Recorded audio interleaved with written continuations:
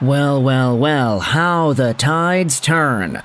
2 days ago, we had ourselves word from Vegas GM Kelly McCrimmon confirming that forward Tomas Hertl, who is now a Vegas Golden Knight, which still kind of bugs me when I think about it. Yeah, that guy got traded to Vegas. How crazy is that? But he's expected to return during the regular season, while Captain Mark Stone has a lacerated spleen.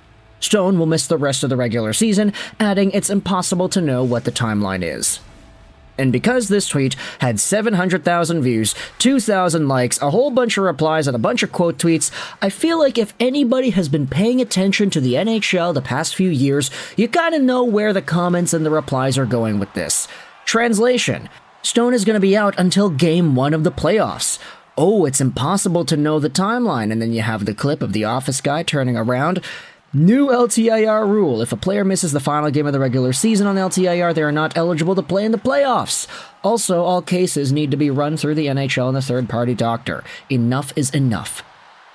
There's a lot going on here because when it comes to the Vegas Golden Knights, it's been years of them utilizing the LTIR cap space to make legal moves and to piss everybody off in the process. And that's the thing. I'll go out there and say, as frustrating as it is to see the Vegas Golden Knights continuously put their guys on LTIR and reactivate them in the postseason and use the extra LTIR space to load up on their team, at the end of the day, it's a legal procedure, and you can't say that they're cheating the cap or whatever. It's technically all allowed. A lacerated spleen is a pretty big deal, and I doubt the Vegas Golden Knights went out there and lacerated it themselves. They didn't go over to Stone in his bed and say, hey, cover your mouth for a little bit. We gotta do something for our team. And then they take a skate blade and just slice in there. No, that's probably not the case here. Mark Stone probably is legitimately injured, but that's not going to get fans from going out there and expressing their displeasure. And that's what this video exists for. Because apparently it's not even just the fans, you know? BR Open Ice went out there and tweeted the same thing. This tweet got 700,000 views too. Even more replies. Oh, the regular season. Those are the key words. He's out for the rest of the regular season because you know he's going to be back on Game 1 of the Stanley Cup Playoffs, a la Nikita Kucherov. And then you have the Undertaker gif coming out here. The NHL's silence about this is speaking a lot louder than I am some what in the world is this sentence? It's not really formatted properly. Either way, seeing Tampa Bay get away with this for 3 years, no one really sounded the alarm. The rules needed to change, and I think a third-party doctor needs to be getting second opinions on quote-unquote injuries like this. But a miraculous recovery for Game 1 of the playoffs back in time, just in time for the postseason.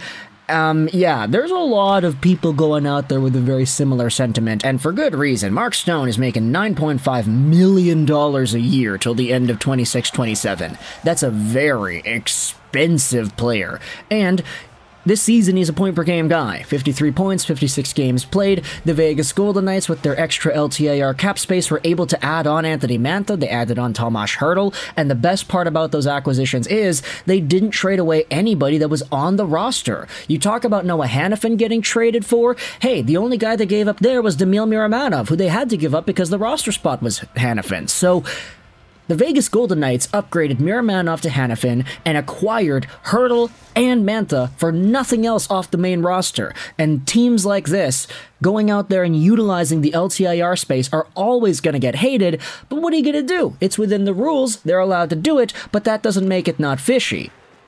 We all have PTSD, I'd say, from the Nikita Kucherov situation. If you're not a Tampa Bay Lightning fan, then this $9.5 million AAV contract will not go out there and haunt you as much. But this season, in 2020-2021, where Kucherov was out the entire year because he had some surgery recovery that he was going through, only to return for Game 1 of the playoffs and post an over point-per-game metric, winning the Stanley Cup for a second year in a row, yeah, there was a lot of controversy around that, and for good reason, because later on you started to see the Vegas Golden Knights do the exact same thing, in particular with Mark Stone. The NHL actually needs to start investigating this, Eric says. Either Mark Stone is the softest marshmallow in the league, or they're doing this to manipulate the salary cap every single year. And what does every single year mean? Well, it means that back in February of 2022, Mark Stone was placed on the LTIR.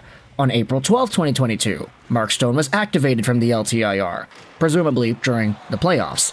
February 11th, 2023, Mark Stone is on the IR. February 20th, so 2 weeks later, he gets added onto the LTIR. And then, months later in April, again, during the playoffs, he's activated from the LTIR. Now this year, Mark Stone, IR February 22nd, LTIR March 4th. Mark Stone has been on the LTIR for the past 3 seasons now. And each of the past 2 have seen him return for the Stanley Cup Playoffs. I mean, if you just go over to his playoff record, I mean, he played in the playoffs in 2023. Oh, he didn't even... Right, the Vegas Golden Knights missed the playoffs in 2022. Yeah, that's my bad. I completely forgot about that. So that was not the situation here. Yeah, I mean, I guess they had him activated from the LTIR on April 12th, but it is kind of weird when you look at it like this. 2022, 2023, 2024, Mark Stone always gets placed on the LTIR around the February-March mark of the year, and then 2 of the past 3 seasons in that sample, he was reactivated during the playoff time. So there's a lot of people that are upset about this. And it's not just limited to fans, because Elliotte Friedman at the intermission yesterday went out there and said that a couple of NHL GMs are not 100% comfortable with a player not being able to play Game 82 in the regular season, but being able to play in Game 1 of the playoffs. There is nothing you can do in this CBA about that, but perhaps it will be addressed in the next CBA. Perhaps you will have to miss a certain amount of playoff games you'll have to miss if you can't play game number 82, or just keep the cap active for the playoffs as well, which is a little bit difficult financially speaking, because I think most of y'all are familiar with how this stuff works, but the reason the playoffs don't have the cap space and the LTIR and the cap limit is because the playoffs is technically free. Like, there are bonuses, you know, players will get a certain amount of extra dollars if they win a cup or if they get an X amount of goals in the playoffs or whatever, but for the most part, when it comes to the base salary that NHL players make, Mark Stone's $9.5 million a year is going to be $9.5 million a year if he plays in the playoffs or not. They're technically free.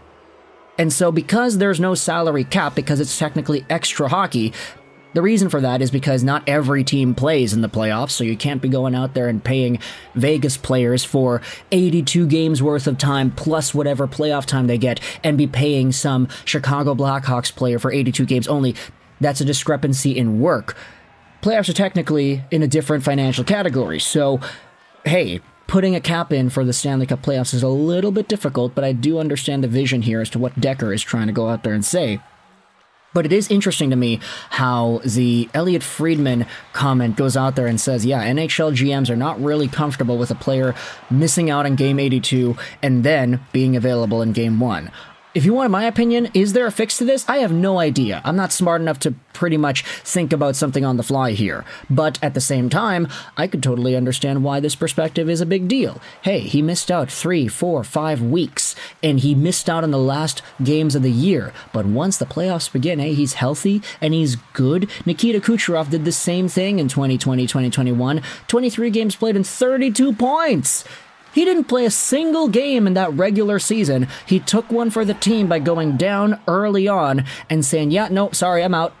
And then the Lightning were probably like, hey, are you out for the whole season? And then he was like, yeah. And then we were like, okay, great. Let's go out there and make some acquisitions with your $9.5 million AAV salary. I guess that's the key, right? That's the element, the secret sauce that gets this to work. If you want your guys to go in the LTIR at the end of the year every single year, you just got to give them $9.5 million a year.